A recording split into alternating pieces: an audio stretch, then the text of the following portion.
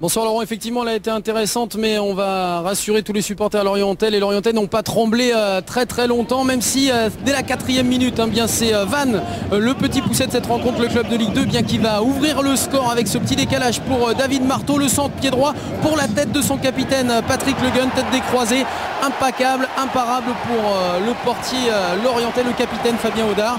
Et à la surprise générale, c'est Vannes qui ouvre le score. Vannes décimé par les absences, notamment en attaque. 5 attaquants blessés. Du coup, c'est le seul Virgile Roset qui est à la pointe de l'attaque du VOC.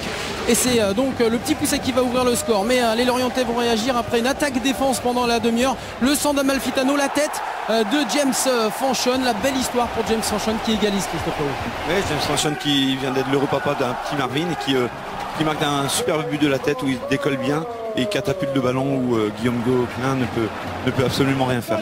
James Fanchon qui va se procurer énormément d'occasions, qui sera l'homme du match d'ailleurs dans cette rencontre, dans ce derby breton. On va le retrouver Fanchon suite à cette action. Il va se jouer de 3 Vantais pour glisser une petite merveille de ballon pour Linel Kitambala qui contourne Guillaume Gauquelin et marque ce deuxième but. On joue quasiment la demi-heure de jeu dans ce match entre Lorient et Vannes, et Lorient qui reprend donc logiquement l'avantage au score à une demi-heure de la fin. Vannes qui a du mal à se créer des occasions, Vannes qui a surtout du mal à faire le jeu qui laisse Lorient créer et surtout s'imposer dans le milieu de terrain. On va retrouver les Lorientais à la 90e minute. Ce long ballon, la tête sur la barre transversale, elle est signée du défenseur Bruno Ekwele Manga, des Lorientais qui vont se créer un nombre incalculable d'occasions et qui vont du coup se mettre à l'abri, surtout en fin de match, avec cette déviation notamment de Morgan. Pour Morgan Amalfitano, il va se présenter tout seul, il va frapper, non, il préfère donner ce ballon à Sigamari Diarra. 3 buts à 1 pour Lorient qui fait le break dans cette fin de rencontre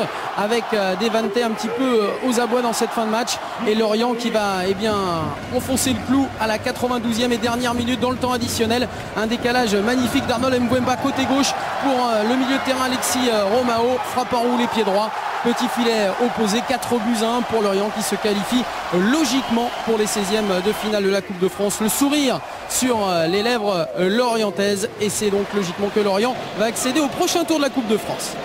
Merci messieurs. Voilà donc une équipe de Ligue 1 qui n'est pas passée à la trappe ce soir, donc bravo à Lorient.